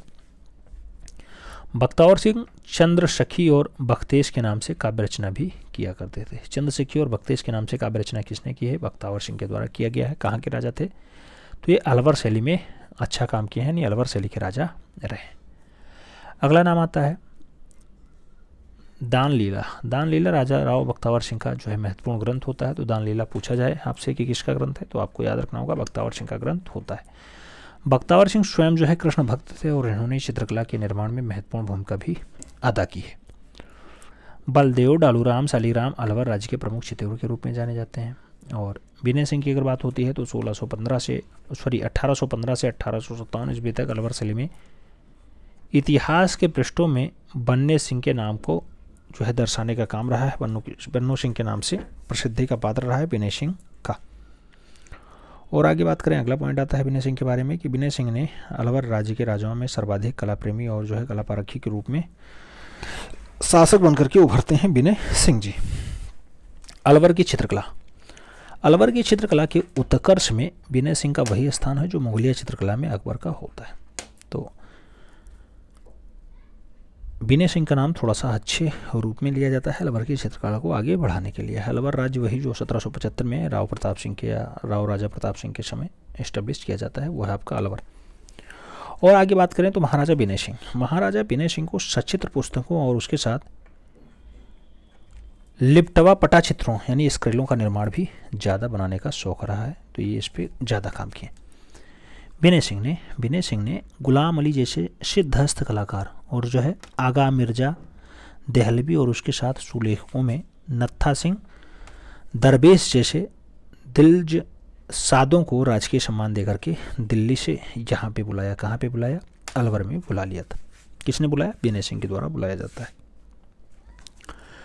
रामायण, महाभारत, श्रीमद् भागवत गीता, गीत गोविंद, दुर्गा सप्तती और गुलिस्तीना, कुरान आदि ग्रंथों का सुलेख और चित्रांकन विनय सिंह की कला प्रियता के जो है परिचायक होते हैं। विनय सिंह ने इतने सारे ग्रंथों पे काम किया है, इन पे चित्रकारी करवाई है। आगे की बात करते हैं, अगला पॉइंट आता है आनंद राम जो है कवि के छंदों पे आधारित 12 मासा का सुंदर सेट और जो है इसी समय का दृश्य माना जाता है। विनय सिंह के समय में निर्मित जो है दीवान जी का रंगमहल भित्ति चित्रण जो है ये बहुत अच्छा और बहुत दर्शनीय माना जाता है। बलवंत सिंह ने 1827 से 1886 ईस्वी में अलवर शैली की कला का बढ़िया शासक माना जाता है, बहुत प्रेमी शासक हो जाता है। और बलवंत सिंह के दरबार में शालिग्राम आते हैं, शालिग्राम के साथ साथ जगन्नाथ आते हैं, जगन्नाथ दास आ जाते हैं, शालिग्राम आ जाते हैं, बक्साराम आते हैं, नंदराम आते हैं आदि कलाकार जो है ये पुथी चित्रण, लघु चित्रण और जो है पिटवा चित्रण के लिए जाने जाते हैं। पिटवा चित्रण का चित्रांकन करने के लिए मशहूर हैं। आगे बात करेंगे, अगला पॉइंट आएगा बलवंत सिंह जो है दुर्गा सप्तती के चित्रों को बनाने के लिए एक छोटे लाल चित्रकार को जयपुर से शालिग्राम को अलवर से बुला लेते हैं और उनसे जो है ये दुर्गा सप्तती बनवाते हैं। तो छोटे लाल और जो है शालिग्राम मिल करके जयपुर शैली के शालिग्राम होते हैं, और जो आपके ये छोटे लाल हैं इन दोनों को बुला करके और जो है बनवाया जाता है। शालिग्राम अलवर से आते हैं, अलवर वाली शैली, ठीक है। तो ये दोनों मिलके दुर्गा सप्तशती के चित्र बनाते हैं और अच्छे से बनाते हैं। और आगे बात करते हैं मित्रों, अगला पॉइंट आता है छोटे लाल। छोटे लाल की अगर बात हो तो पर्दाज कार्य करने में दक्ष थे, उनकी रंग योजना जो है चटकदार रही है। और अलवर में रंग महल का कमरा श्वेत शीशों से जड़ा है, और कुछ जो है चित्र जो है या कुछ हिस्सा जो है सुसज्जित भी आपको दिखाई दे जाएगा अलवर के रंग महल में। और शिवदान सिंह की अगर बात करते हैं, इन्होंने संगीत के प्रति विशेष रुचि होने के कारण उनके दरबारों में रंडियों और अन्य कलाकारों का जमघट भी लगा रहता था। किसके में? शिवदान सिंह के समय में। शिवदान सिंह के समय में अलवर शैली का एक बढ़िया चित्र है नेफरी वादन। नेफरी वादन आप देखिएगा, ये शिवदान सिंह के समय का बढ़िया दृश्य है। ये है आपका नेफरी बजा रही है महिला, यही आपका नेफरी वादन का दृश्य है। बहुत अच्छा दृश्य माना जाता है नेफरी वादन का दृश्य। देखिए मित्रों, आपसे पूछा जाता है नेफरी वादन का चित्र अलवर शैली का महत्वपूर्ण चित्रों में से एक माना जाता है। शिवदान सिंह के समय में मंगल सेन, नानकराम और जो है बुद्धिराम आदि चित्रकार भी कार्य किया करते थे। मूलचंद और उदयराम महाराजा मंगल सिंह के समय के प्रसिद्ध चित्रकार के रूप में जाने जाते हैं। मंगल सिंह के समय के बढ़िया चित्रकार होते हैं, ठीक है। आगे बात करते हैं, अगला पॉइंट आता है मूलचंद और उदयराम जो है हाथी दांत के फलकों पे सूक्ष्म चित्रण किया करते थे। तो हाथी दांतों के चित्रण पे उदयराम काम करते थे और मूलचंद भी काम किया करते थे छोटे चित्रण बनाने के लिए। बुद्धिराम जो है ये राजगढ़ किले के शीश महल, राजगढ़ किले के शीश महल और जो है अलवीर गुड़ीजन खाने के दरोगा के रूप में जाने जाते हैं। तो बुद्धिराम जो है राजगढ़ किले के जो शीश महल के गुड़ीजन खाने के दरोगा के रूप में कार्य किए हैं बुद्धिराम जी। बुद्धिराम पशु पक्षी के चित्रण में बहुत अच्छे थे। जैसे आप जानते हैं पशु पक्षी के चित्रण के लिए एक मुगल काल का चित्र था जिसका नाम मंसूर था। तो मंसूर भी बहुत फेमस रहा है। तो ऐसे आपके बुद्धिराम जी थे, दरोगा साहब भी थे। आगे बात करें, अगला पॉइंट आता है हाथी दांत की पटरियाँ यानी फलक का चित्रांकन कौन सी शैली में हुआ है? तो हाथी दांत पे चित्रांकन का काम अलवर शैली में अच्छे से हुआ है। सूक्ष्म चित्रण के लिए जाने जाते भी रहे हैं यहाँ के कलाकार। मूलचंद, उदयराम ये सब हाथी के दांतों पे भी फलककारी किया करते थे। अगला पॉइंट आता है राम सीता, लक्ष्मण, हनुमान, मीर बकस ये सब कलाकार द्वारा जो चित्रित है ये उनेरिया शैली के उत्कृष्ट चित्रों के रूप में जाने जाते हैं। उनेरिया शैली के अच्छे दृश्य माने जाते हैं। दो दृश्य हम आपको दिखाते हैं उनेरिया शैली का, जैसे राम सीता लक्ष्मण और हनुमान, उसके साथ ये हैं आपके राम सीता लक्ष्मण हनुमान। इधर हनुमान जी खड़े हुए हैं, इधर राम जी बैठे हैं, ये सीता जी हैं, ये लक्ष्मण जी हैं। तो ऐसा दृश्य आपको उनेरिया शैली में देखने को मिलेगा। मीर बकस कलाकार के द्वारा जो है बनाया गया है ऐसा दृश्य। अगला पॉइंट शेखावटी शैली के गायनिका हवेली में 1850 ईस्वी का चित्र है। कृष्ण का 8 गोपियाँ एक हाथ के रूप में और सुंदर भित्ति चित्रण आपको देखने को मिल जाएगा। कृष्ण कृष्ण कृष्ण कृष्ण की 8 गोपियाँ, कृष्ण की 8 गोपियाँ आपको ऐसा देखने को मिल जाएगा। दृश्य हम आपको दिखाते हैं कृष्ण की 8 गोपियाँ। देख लो बाबू, अच्छे से देखो। भगवान श्री कृष्ण है, शेखावटी का है और कृष्ण हाथी पे बैठे हुए हैं। इसका दृश्य आपको दर्शाया गया है। ऐसा दृश्य आपको खूब ज़्यादा देखने को मिल भी जाता होगा। कहाँ मिल जाता होगा? आप देखते होंगे जब कहीं अच्छे राजघराने की हवेलियों को, उनकी दीवारों को, तो वहाँ पे आपको देखने को मिल जाएगा। तो ये था आपका राजस्थानी शैली का super fast revision class number 26। उम्मीद है समझ में आया होगा।